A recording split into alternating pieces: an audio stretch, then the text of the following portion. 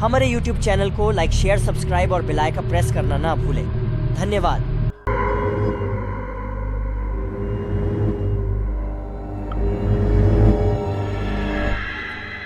यह कहानी एक ऐसी लड़ी डेचकी की है जो असम घूमने जाती है और जहां पर एक होटल में उसके साथ एक भूतिया वाकया पेश आता है।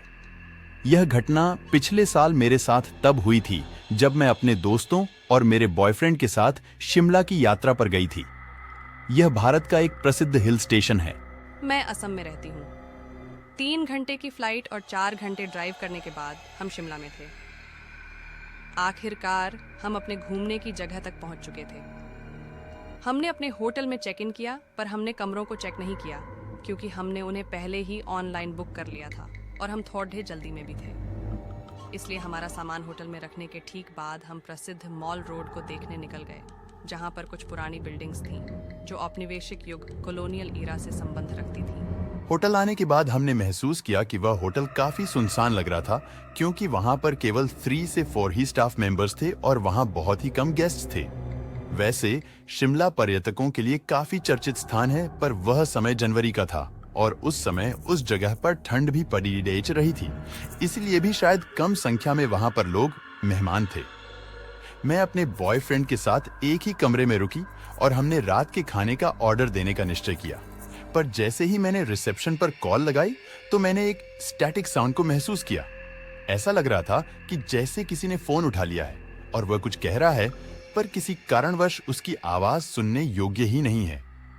मैंने फिर फोन लगाया, पर तब भी पहले जैसा ही घटित हुआ। तब मेरा बॉयफ्रेंड खुद रिसेप्शन पर गया, पर वहां पर कोई भी नहीं था। उसने मुझसे पूछा कि तुम रात के खाने के लिए बाहर चलना चाहोगी। हालांकि मैं नहीं जाना चाहती थी क्योंकि बाहर ठंड थी, पर मुझे काफी भूख लगी थी, इसलिए हमें बाहर जाना पड़ा। हमारे दोस्तों ने शाम के समय खाना खा लिया था, इसलिए उन्होंने वहीं रहने का फैसला किया। जब हम वापस होटल लौटे तो हमने देखा कि होटल का रिसेप्शन अभी भी खाली था।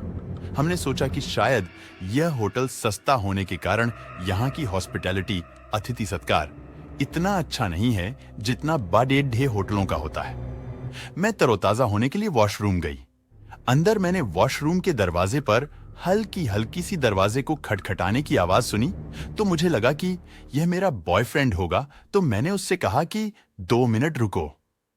पर दरवाजे पर खटखटाने की आवाज आती रही तो मैंने दरवाजे खोलकर उससे कहा कि तुम्हें क्या समस्या है, तो वह अपने मोबाइल में गेम खेलता हुआ मेरी तरफ आश्चर्य के साथ देख रहा था।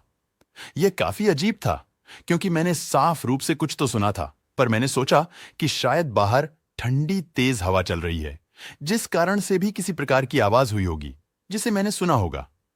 चूंकि हम थक चुके थे, इसलिए जैसे ही हम बिस्तर पर लेटे हमें नींद आ गई।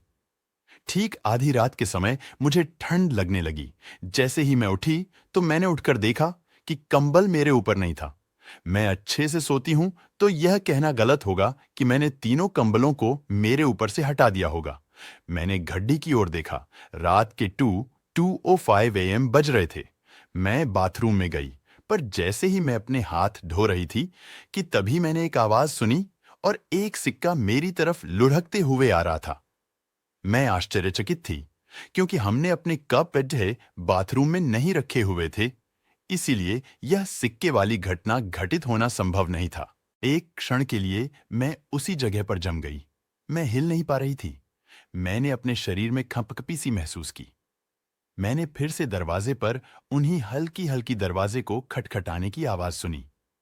इस क्षण मैं चिल्लाना चाहती थी। मैंने अपनी आंखें बंद की और मैं प्रार्थना करने लगी, और आवाजें बंद होते ही मैं तेजी से पलंग की ओर बढ़ी और मैंने अपने बॉयफ्रेंड को जगाया, जिसने कुछ भी सुना था।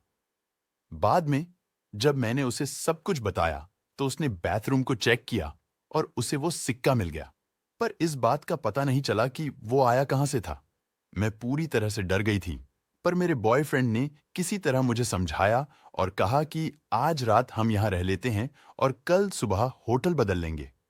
मैंने उसे गले लगाया और मैं सो गई। अगले दिन बाथरूम का इस्तेमाल करते समय मैंने दरवाजे को खुला रखा। उस होटल को छोड़ते समय रिसेप्शन पर कुछ स्टाफ मीबर्स थे। हम जब उन्हें हमारा होटल का अनुभव बता रहे थे तो वे ऐसे व्यवहार कर रहे थे जैसे वो इसके आदी हो। उन्होंने हमसे कहा कि ऐसा होता ही रहता है यहाँ। जब हमने दूसरा होटल बुक किया तो हमें वहां ऐसा कुछ महसूस नहीं हुआ और उसके बाद हमने अपनी यात्रा पूरी की।